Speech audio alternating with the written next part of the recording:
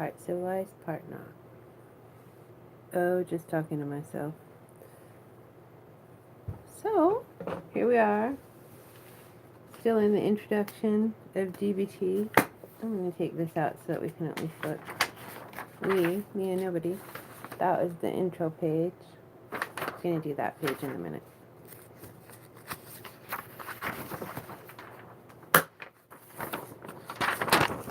This is the intro page. Guidelines for dialectical thinking. Because it does, when we're using skills, and see, that's the key thing. That's the internal part of the skills that gives us personal power. Whereas the external part, where if you use too much skillful speaking, then you're manipulating others, that's external power. And what I'm looking for always, and maybe I'm probably out of balance at this point because I'm so paranoid about manipulating people in negative ways and against their free will and blah blah. But what I'm mainly looking for is hoping that people, anybody that accesses this video, will be able to get strength to use the dialectical skills to get in touch internally, because that's what eventually will change the whole world. And definitely that's what will make your life better. And then when you feel better, then our emotions, because emotions are a biological thing, which is another part of this section. There's 4 sections, I think. And then how you went through group is you would go through and do each section, then have 2 weeks of the mindfulness section, then go to the next section, then 2 weeks of the mindfulness section. And it's the same 2 weeks of mindfulness. So it's like 1 and then 2 weeks, and then 2 and then 2 weeks, and then 3 and then 2 weeks, then 1, then 2 weeks, then and so you we go through the same cycle of materials over and over, if you want. I did want, but. And so there's like mindfulness, there's the dialectical part, interpersonal effectiveness, emotion regulation, which is pretty cool, and distress tolerance, which is also pretty important. Okay, guidelines for dialectical thinking. Now that we're at 2 minutes and 48 seconds. Being dialectical means letting go of self-righteous indignation, letting go of black and white, all or nothing ways of seeing a situation, looking at what is left out of your understanding of a situation, finding a way to validate the other person's point of view, so trying to make the other person feel like, well, I can see how you feel like that, but I still, feel like this. Expanding your way of seeing things, getting unstuck from standoffs and conflicts, which is pretty hard to do, being more flexible and approachable, avoiding assumptions and blaming. Actually, all of it's hard to do. So that's what being dialectical means. And then in order to be able to accomplish that, there's some things that you do and some things that you don't. Do's include move away from either or thinking to both and thinking. Avoid extreme words like always, never, you make me.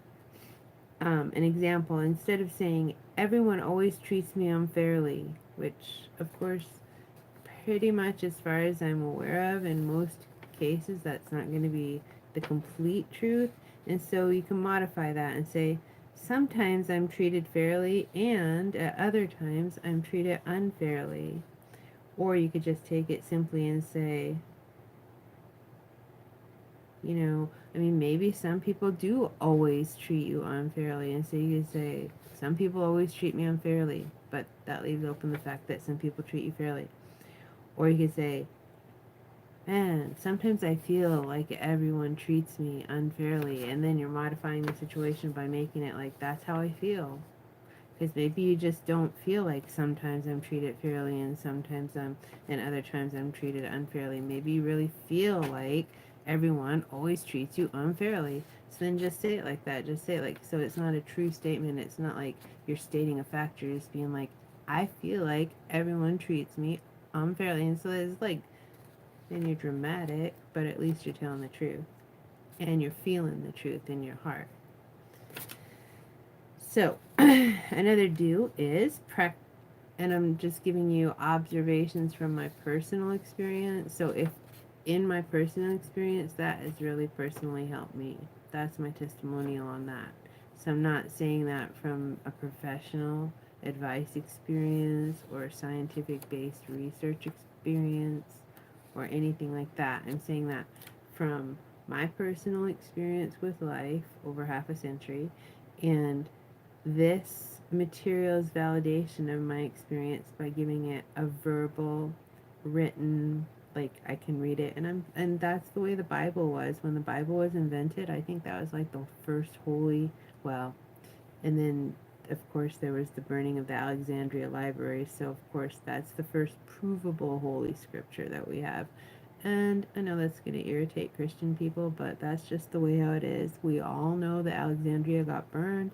We all know that people back and forth have a penchant for screwing up each other's documents and messing up each other's stuff. So literally, in a historical sense of the word, it's questionable. But the Bible is the only one of the few surviving um, of the original transmissions. So then it's not an oral story, which is correct. I mean, when oral stories are taught correctly and in the tradition of an oral teaching tradition, they're as accurate as a written word. But Bible is one of the first where you're transmitting the knowledge over and over. I don't know how I got sidetracked, but talk about books and stuff, and I'll be like, whoo. Actually, someone closely related to me says I have the attention span of a gnat. I was supposed to be the adult in the situation, but there you have it.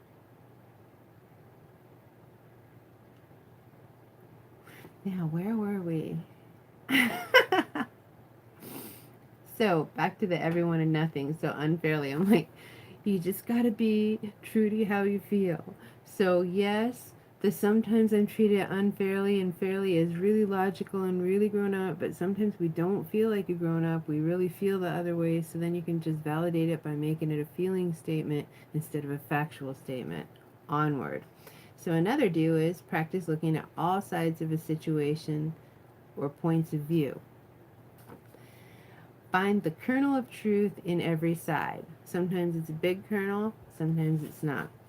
Remember, no one owns the truth. Be open and willing. If you feel indignant or outraged, you are not being dialectical. But then another kernel of truth in that situation is that you're just being on one side of the dialectical issue. Because let's go back to chocolate cake. So you really want the cake. You really want to not gain any weight from eating the cake. You really want to eat the cake because it's yummy. You really want to not eat the cake because it makes you gain weight. So on that, what are you going to do? How are you going to choose? You can't choose both at the same time. So sometimes you might eat the whole piece of cake. Screw it. Sometimes you might eat none of the cake. All right. Sometimes you might eat half a piece of the cake. So it's like this line. And so as far as that, if you feel indignant or outraged, you are not being dialectical. Well, you're being dialectical maybe, but you're being, you're maybe eating the whole cake instead of being the rational grown-up. So make it as a feeling statement and do no harm and just eat the whole cake and eat salad later. As long as you really eat that salad and work out, it's good. As long as you, don't act on your indignation or outrage in a harmful way, a way that's harmful to yourself or others. So it's all about balance. It's all about, like, right here. Remember, no one owns the truth. Be open and willing. Find the kernel of truth in every side. Practice looking at all sides of situations or points of view. So, this last statement that says, if you feel indignant or outraged, you are not, in capital letters, being dialectical. I say I'm challenging that truth a little bit.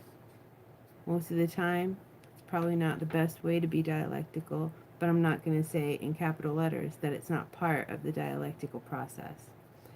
Onward.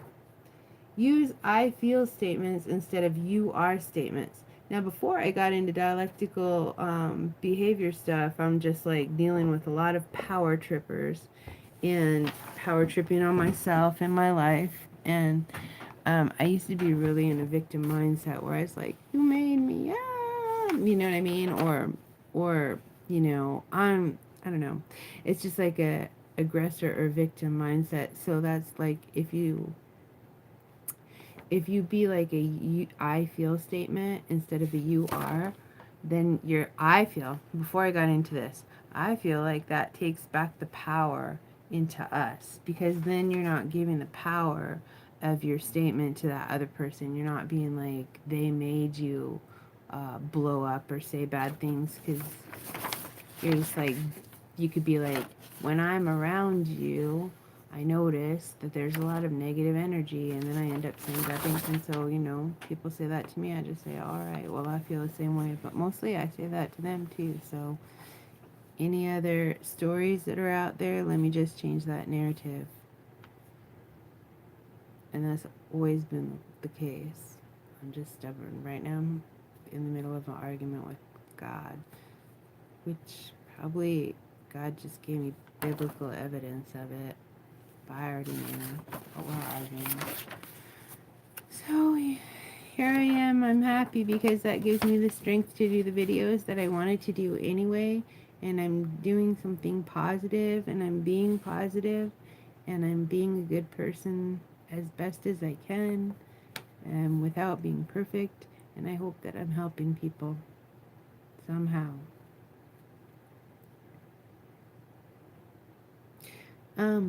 Except onward. Accept that different opinions can be legitimate even if you do not agree with them. Be like, I can see your point of view even though I do not agree with it.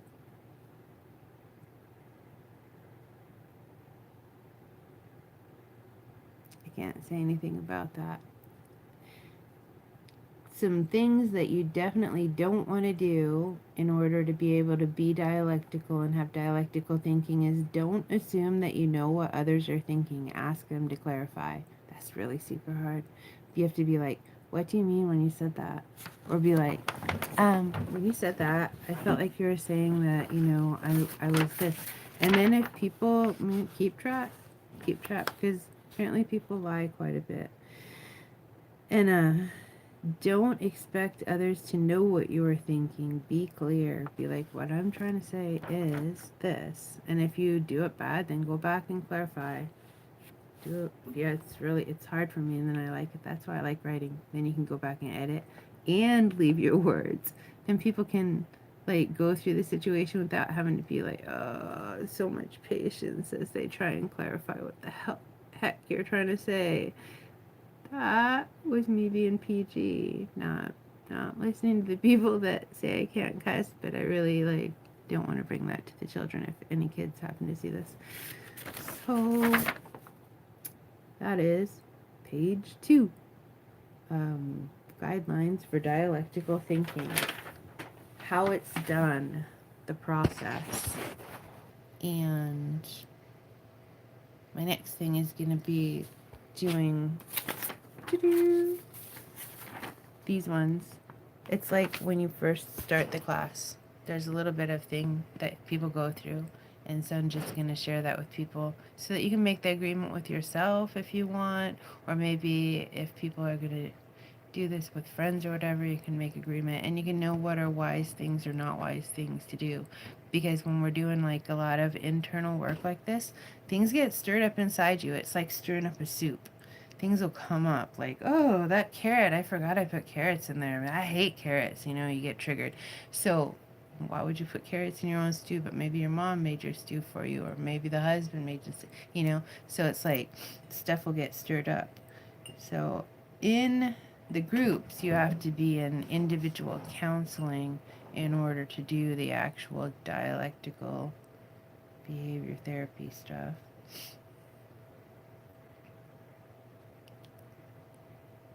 don't have any ability to do that for anybody. All I can do is read this material, share my testimony, tell you the warnings that I know about, keep repeating that I'm not an expert. I'm just like half a century old and have had a lot of experiences. And before I got into dialectical behavior therapy, I kind of am pretty good at reinventing the wheel for myself because I don't always have a lot of external resources. And I'd done a lot of reading, just various readings on my own, and kind of come to my own versions of these things, like the one about, they're like, don't be like you made me, be like, I'm feeling this way from this situation. And they say it because you're accepting responsibility. They that write the book say it that you're doing it because you accept the responsibility. But for me, I did it from the point where I was just trying to get my own self together and get control of my own life.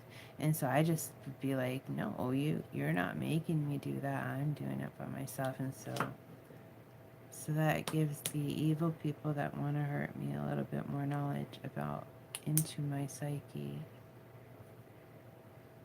But I think we're in endgame right now anyway, so I'm just letting other people know if there's any chance or possibility of this getting past the sieve out there. Who knows? Who knows? I think it might be, but you never can tell. The internet goes in and out, in and out. YouTube does. I know that other people have concerns about it too.